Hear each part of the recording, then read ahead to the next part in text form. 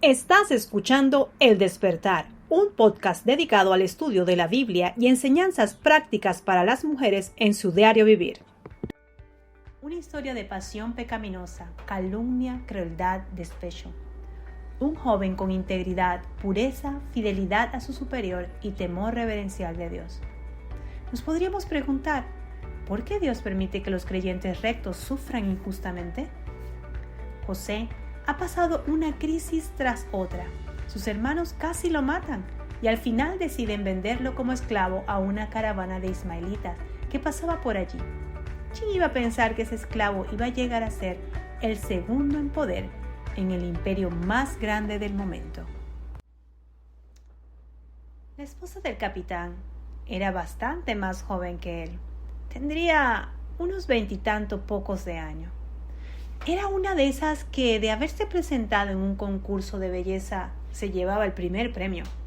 Era elegante, bella y con una extraordinaria figura. Se vestía con ropas que resaltaban su hermosura, y tratándose de vestidos, el precio no importaba. Después de todo, ¿para qué se había casado con el capitán de la guardia? El dinero nunca fue un problema en esa mansión. Pero lo que más nos llamaría la atención eran sus perfumes exóticos que cuando ella pasaba perduraban en el hálito de su aroma. Los sirvientes de la casa podían seguirle el rastro. Decían que tales fragancias tenían poderes mágicos. Temida como la esposa del famoso valiente militar Potifar, los sirvientes en secreto entre ellos la llamaban Potifarsa, destacando su cualidad de farsante. El capitán le dolaba realmente la edad, bastante calvo, con poca gracia, de grisácea barba, estatura mediana, musculoso, de mirada penetrante y parco para la sonrisa. Se había destacado brillantemente en muchas acciones militares. Era un hombre de confianza de Faraón. Cada vez que el emperador se ausentaba, y a veces lo hacía por varias semanas, siempre requería la compañía de Potifar. No había sustituto. José era un joven que acababa de cumplir aproximadamente unos 18 años. Era un esclavo. Se decía que había sido vendido por unos medianitas. Hablaba muy poco de su familia, de muy buen parecer. Llevaba una abundante cabellera negra y ojos inquisidores. Era elegante, inteligente, y parecía extraño que su educación fuese muy superior de los que podían esperar de un cautivo. En la casa de Potifar había tenido un ascenso meteórico. Rápidamente se ganó la confianza de su jefe inmediato. Siempre se le veía bien dispuesto y todo lo que hacía le salía bien. Nunca se quejaba. A poco de llegar el capitán, que tenía buen ojo clínico, se dio cuenta de que este joven era de mucho potencial. En forma progresiva le fue dando más y más responsabilidad en la casa y en sus negocios, incluyendo la administración de sus posesiones de ganado y cultivo. El militar vio con agrado que por primera vez en su vida podía haber un aumento constante en sus crías y cosechas y sus posesiones incrementadas. Potifar había notado que este esclavo era muy distinto a cuanto había tenido antes. Era un creyente en una deidad que en Egipto no se conocía mucho y se hacía llamar Jehová. Cuando su amo lo interrogó, José con todo respeto le explicó quién era ese Dios eterno que él adoraba. Potifarra pensó que ese era el día perfecto. El capitán había salido y no volvería hasta el día siguiente. Era de tardecita. Ella se ingenió para que uno a uno todos los criados se fueran de la casa o estuvieran en la parte alejada de la mansión, separada de los aposentos privados. Ella se quedó sola con aquella nodriza que conocía desde niña y que siempre estaba dispuesta a complacer a su ama en todo lo que a ella se le ocurría y antojaba. Esa tarde Potifarra se había hecho maquillar cuidadosamente. Se había perfumado con esas esencias que excitaban los sentidos. Llamó a la niñera y le ordena: llama a José, pues tiene que hablarle algo en privado. Cuando pase, cierra la puerta detrás de ella y asegúrate que nadie pueda entrar. La ama de su cría se sonríe y con una mueca maliciosa como si entendiera perfectamente lo que está tramando su patrona. José entra a la habitación. Potifarra, como si fuera ascendiente directa como de las mismas mañas de nuestra conocida Dalila, trata de seducirlo con esas frases de amor con las que abundan hoy en las telenovelas de la tarde. El muchacho sabe que esta es una posición peligrosa. La mujer se le acerca atrevidamente. Por unos segundos parecía que José titubeaba. Ella percibe y aprovecha su confusión y le dice: José, siempre te veo pasar. Y sabes que te quiero mucho.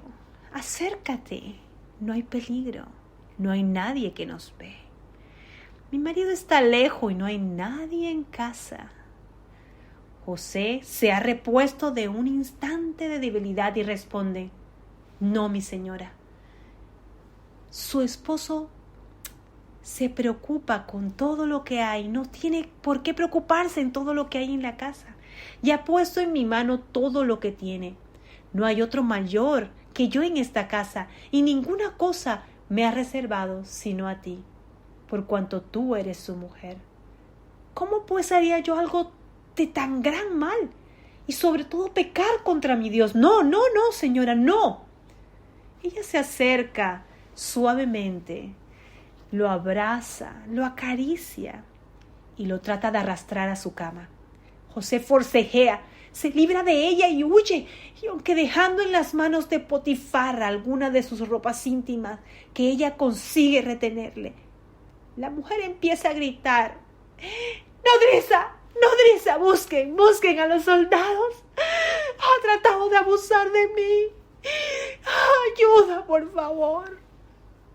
Ya lo tenía todo bien planeado, todo bien montado. A media mañana del siguiente día vuelve Potifara. Su esposa le cuenta su historia con los detalles y lloriqueos y escenas de teatro callejero. Potifar se enfurece. Es un hombre que sabe que no hay que tomar decisiones precipitadas, pero ordena que José sea arrestado. 2 de sus soldados lo buscan y lo traen. Potifar ni lo mira ni le habla. Tampoco le da la oportunidad de defenderse. Los esclavos no tienen derechos. Ordena que sea encarcelado. Esa misma noche en la celda José se pregunta: ¿por qué Dios lo ha permitido? Si él hubiera sucumbido a la tentación, ahora estaría disfrutando de una buena cena y un lugar limpio y confortable para el descanso. Podría salir y mirar las estrellas del cielo todas las veces que quisiera. Pero ahora solo tiene el derecho de ver una ventanita pequeña y alta que apenas le permite ver algo de luz. Esa misma noche el capitán no pudo dormir. Tiene en su mente la mirada triste de José en el momento en que es encarcelado por sus soldados. El oficial se pregunta: ¿cómo es posible que un hombre que hable tanto de Dios, que es santo, lo haya traicionado de esta manera? Una duda empieza a asomar en su mente. ¿Y si mi esposa me estuviera mintiendo? Pasan las semanas y las dudas le siguen persiguiendo. Varios meses han transcurrido. La cosecha ahora son pobres como antes. El ganado ya no crece como lo venía haciendo. La producción lechera ha bajado muchísimo. El capitán ha puesto a otras personas en el puesto de José, pero no es lo mismo. Ya han cambiado varias veces de mayordomo, pero estos nuevos empleados no se pueden comparar con aquel joven que había comprado a los ismaelitas. Potifar se da cuenta que desde que José salió, nada funciona como antes. Recuerda aquella vez que le preguntó a José por la causa de su éxito, y él sencillamente respondió que era la bendición de Dios. Muy bien, he tratado de poner un poco de drama a todo esto, y Una vez que José es conducido y vendido como esclavo en tierra extranjera, aproximadamente un joven de 17 años de edad, ciertamente no había nada en el aspecto exterior a estas circunstancias que pudiera llevar a su corazón un estímulo de esperanza. Parecía más bien que este muchacho era un desafortunado. Incluso al llegar a la tierra de Egipto, donde los hechos habían comenzado a desarrollarse con tranquilidad para él, cualquier cosa podría ocurrir. Por supuesto, todo sucedería siempre con un propósito, aunque a José le resultara difícil reconocerlo. No hay ninguna otra persona en el Nuevo Testamento, chicas, cuya vida haya sido tan claramente revelado el propósito de Dios como lo fue en la vida de José. La providencia de Dios se manifestó en cada detalle de su vida. Aunque la mano de Dios estuvo sobre él y la guía del Señor fuese tan evidente de acuerdo con el texto bíblico, José fue el único patriarca en que Dios no se le apareció directamente. Como hemos visto en los capítulos anteriores, Dios se le apareció a Abraham, se le apareció a Isaac, a Jacob, pero a José no. Sin embargo, la dirección de Dios sobre su vida se vio con mayor claridad en él que en cualquier otra persona. José fue el ejemplo del Antiguo Testamento de un conocido pasaje bíblico que me encanta, que está en Romanos 8:23, que nos dice: y sabemos que a los que aman a Dios todas las cosas ayudan a bien. Esto es, a los que son llamados conforme a su propósito. José mismo expresó su experiencia en un lenguaje vivo. Al morir su padre y sus hermanos pensaron más bien que José podría volverse contra ellos y vinieron a él pidiendo clemencia. Él les dijo que no les guardaba ningún rencor. Esto lo veremos más adelante. Y les dijo esto: vosotros pensasteis hacerme mal, pero Dios lo tomó en bien para que sucediera como vemos hoy, que fuera preservada la vida de mucha gente.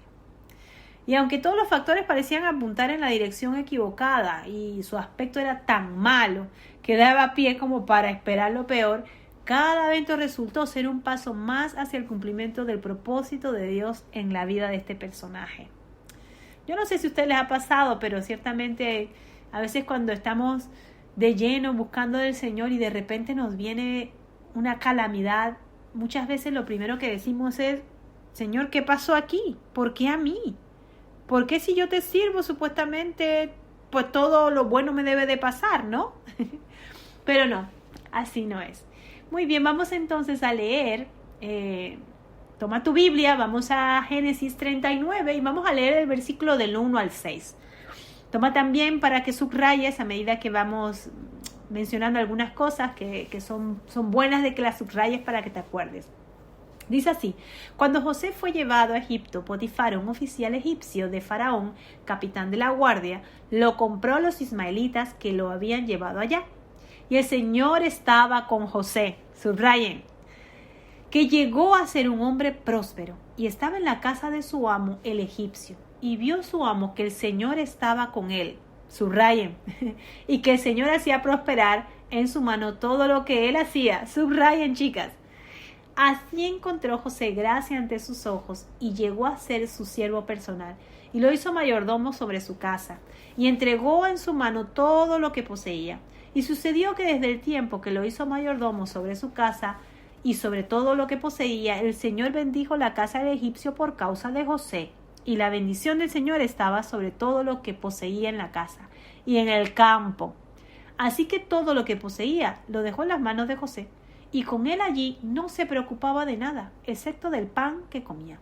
Y era José de gallarda figura y hermoso parecer. O sea, que el chico era guapo. Aquel joven atractivo de 17 años, expuesto en el mercado de esclavos, era como un premio a quien lo adquiriese. Y lo compra Potifar, capitán de la guardia, un militar prominente y de alta graduación del servicio de Faraón.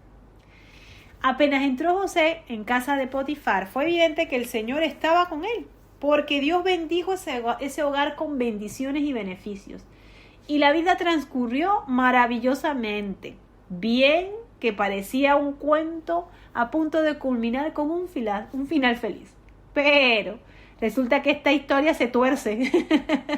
En verdad, resulta que era una historia de la vida real. Esto ocurrió.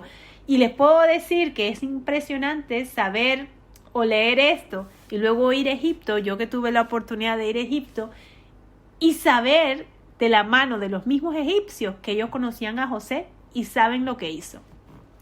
Bien, es que el Hijo de Dios ha de enfrentarse a la tentación, preocupaciones. Todos los hijos de Dios vamos a ser enfrentados a eso y problemas en este mundo.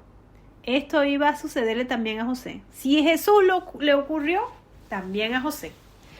Muy bien, dice que él era eficaz en su servicio y por eso fue ascendido de posición y sus responsabilidades llegaron pues incluso a ocuparse de todos los bienes de este hombre. Tal era la confianza depositada en él que Potifar creía en la integridad de este joven. José ni siquiera tenía que rendirle cuenta. Como oficial de Faraón, de lo único que tenía que preocuparse este oficial era de agradar a su soberano y desempeñar bien esa tarea, dejando que José asumiera todos sus asuntos personales. Cuando Potifar se sentaba a su mesa, la comida ya estaba preparada delante de él. Esto era la única preocupación de Potifar, que se fiaba de José en todo y para todo. Así que vamos entonces a entrar a este relato, ¿verdad? Potifar le había confiado el funcionamiento de toda su casa y José estaba a cargo de todos los detalles. Mientras José estaba así, ocupado, ¿verdad? La mujer de Potifar, a su manera, estaba también ocupada en otras cosas bien diferentes. Era una mujer astuta y José era un joven atractivo. Es posible que Potifar, pues como ya lo hemos mencionado, fuese un hombre anciano, porque era habitual en aquellos tiempos que un hombre mayor, con buenos medios económicos, estuviese casado con una mujer bastante joven, más que él. Ella se había fijado especialmente en José e intentó seducirle. Eso lo vemos en los versículos del 7 al 10 que dice: sucedió después de estas cosas que la mujer de su amo miró a José con deseo y le dijo: acuéstate conmigo. Pero él rehusó y le dijo a la mujer de su amo: estando yo aquí, mi amo no se preocupa de nada en la casa y ha puesto en mi mano todo lo que posee. No hay nadie más grande que yo en esta casa y nada me ha rehusado excepto en ti, pues tú eres su mujer. ¿Cómo entonces iba yo a hacer esta gran maldad y pecar contra mi Dios? Y ella le insistía a José día tras día, pero él no accedió a acostarse con ella o estar con ella. Ustedes se imaginan, esto era un acoso que le había montado a este niño. Observamos que este joven consideraba todo lo que estaba haciendo como un servicio a Dios. Esta parte quisiera que la notaran.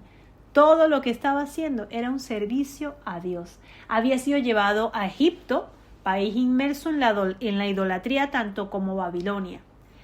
En esa tierra dominada por la idolatría, José estaba manteniéndose con una vida de alto nivel moral, un testimonio para el Dios vivo y verdadero. Su respuesta a aquella mujer fue elocuente. Cualquier otro joven hubiese dicho: mira, nadie se va a dar cuenta y esto, mira, va a ser un pan comido, me voy a disfrutar esta mujercita y punto. Sin embargo, él muestra el elevado concepto que tenía del matrimonio, diciéndole: mi amo ha puesto en mi mano todo lo que posee. Tú eres su mujer. ¿Cómo iba yo a hacer esta gran maldad de pecar contra Dios? Hemos visto que José procuró ser fiel ante Dios. Seguramente Potifar, como oficial de Faraón, pasaba demasiado tiempo fuera de su casa y esta mujer pues persistió en su empeño una y otra vez para que José fuese una presión y tentación constante. Para José era una presión y tentación constante. Sin embargo, no cedió. Podemos imaginarnos el resentimiento que fue acumulando contra José al verse rechazada. Ustedes se imaginan, ¿no? Esta mujer espectacular, hermosa, y que alguien la rechazara. No hay mujer que no tenga la llenura del Espíritu Santo que no agarre semejante coraje y quiera entonces hacer todo lo posible por vengarse. En los capítulos 19 de este mismo, en los versículos, 19 de este mismo capítulo leemos lo siguiente: pero sucedió un día que él entró en casa para hacer su trabajo y no había ninguno de los hombres de la casa allí adentro. Esta mujer se había encargado de que todos desaparecieran. Entonces ella lo asió de la ropa, o sea, lo agarró y diciéndole, acuéstate conmigo. Mas él dejó su ropa en la mano. Ese muchacho tuvo que haber salido corriendo, no, lo siguiente. Y esta mujer lo tenía bien agarrado para haber quedado con la ropa de él en su mano. Y salió huyendo afuera. Y cuando ella vio que él había dejado su ropa en su mano y había huido afuera, llamó a los hombres de su casa y les dijo, mirad, nos ha traído un hebreo para que se burle de nosotros. Vino a mí para acostarse conmigo, pero yo grité en gran voz. Y sucedió que cuando él oyó que yo alzaba la voz y gritaba, dejó su ropa junto a mí y salió huyendo fuera. Y ella dejó junto así la ropa de él hasta que el Señor vino a casa. Entonces ella le habló con estas palabras diciendo, vino a mí el esclavo hebreo ese que trajiste para burlarse de mí. Y cuando levanté la voz y grité, él dejó su ropa junto a mí y huyó fuera. Y aconteció que cuando su señor escuchó las palabras de su mujer, le habló diciendo, esto es lo que tu esclavo me hizo. Él se encendió en su ira. Las relaciones entre Potifar y su mujer como que no eran buenas. Observamos la forma despectiva que ella habló a él de la gente de la casa, diciendo que había introducido un hebreo a vivir allí para burlarse de ellos. O sea, ella era de esas que metía cizaña fuerte. De estas palabras podría deducirse que ella ya había sido culpable de infidelidad en el pasado. La niña era traviesita. Así que aquí tenemos a este joven adolescente solo en Egipto, enredado y incriminado de la manera más ruin por una mujer, que le causó ante los hombres de la casa con la historia que había inventado, y observando cómo supuestamente las pruebas de la ropa que se le había arrebatado de José hasta que llegó su marido y pudo exponerle su versión. Aparentemente Potifar creyó la historia y en un primer momento se encolerizó. Como oficial del ejército, yo considero que Faraón, miembro de este alto mando, debía ser un hombre muy duro y perspicaz, que debía saber qué clase de mujer tenía. Y quizás pensó que la solución más conveniente era meter en la cárcel al joven y olvidarse de aquel asunto. Probablemente ella le habría sido infiel en muchas otras ocasiones y José había sido simplemente uno más de una serie de conquistas, solo que con este no tuvo éxito y por eso lo culpó falsamente. Ahora leemos bien el versículo del 20 al 23 que nos dice así. Entonces el amo de José lo tomó y lo echó en la cárcel, en el lugar donde se encerraban los presos del rey. Y allí permaneció en la cárcel, mas el Señor estaba con José. Otra vez lo repite. Y le extendió su misericordia y le concedió gracia ante los ojos del jefe de la cárcel. Y el jefe de la cárcel confió en la mano de José y en todos los presos que estaban en la cárcel. Y todo lo de allí se hacía, era él responsable. El jefe de la cárcel no supervisaba nada que estuviera bajo la responsabilidad de José, porque el Señor estaba con él. Y todo lo que él emprendía, el Señor lo hacía prosperar. Por lo que hemos leído en este versículo anterior, podríamos parecernos que José era un joven realmente desafortunado.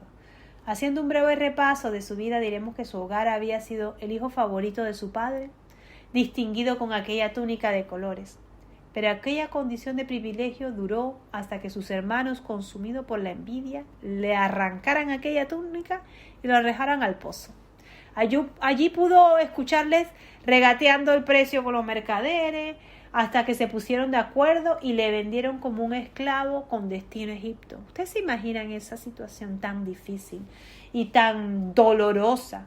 Él solo tenía 17 años y creo que hasta el momento, y después de llegar a aquel país, habrá pasado por muchas noches llorando de nostalgia por su familia. Esto tuvo que haber sido una sensación terrible. Me pongo en su lugar y se me despeluca la piel.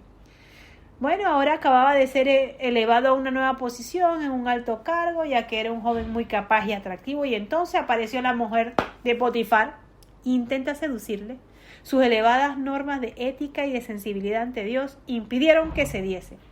El resultado fue una acusación falsa que aquella mujer le hizo y por eso ha sido encarcelado. Recordemos que aunque José hubiese sido ascendido a tan alta responsabilidad en la casa de Potifar, aún así era un esclavo. Obviamente la palabra de esta mujer fue aceptada sin discusión y antes que él pudiera defenderse fue declarado culpable porque no tenía ningún tipo de por decirle así, no podía decir nada, era un esclavo y pronto se encontró en la cárcel donde se encontraba con otros presos del faraón. Sin embargo, la mano de Dios estaba con José, como lo dice una y otra vez ahí. Aunque le estuviesen sucediendo cosas realmente terribles, el hallarse en aquella prisión habría resultado descorazonado para cualquier persona normal.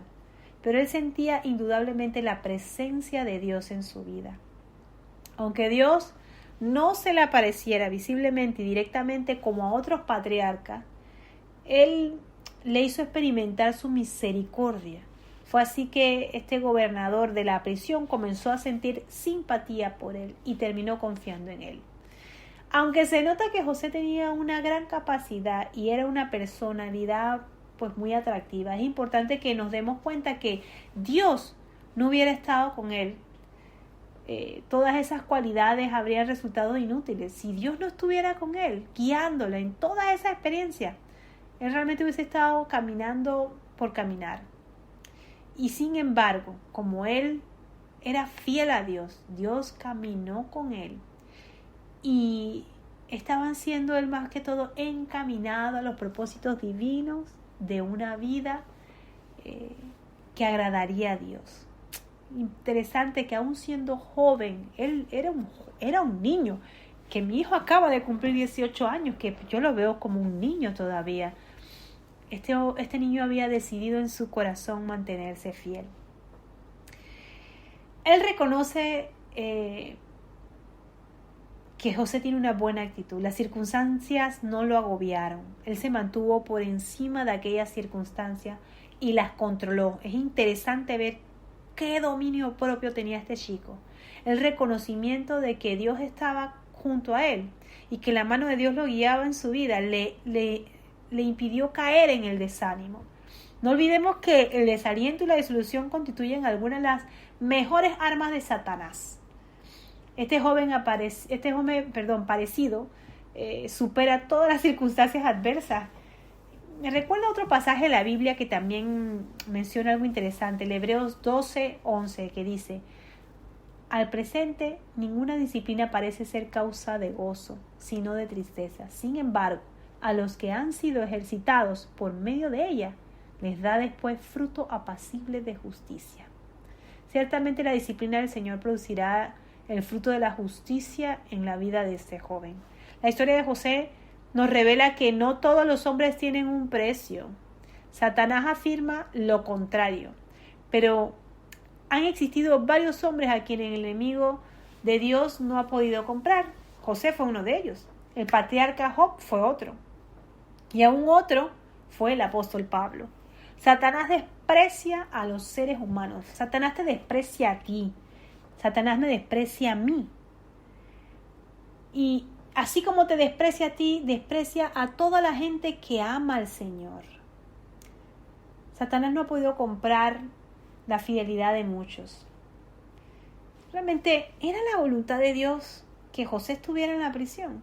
Bueno, podemos decir que era casi esencial que estuviese allí.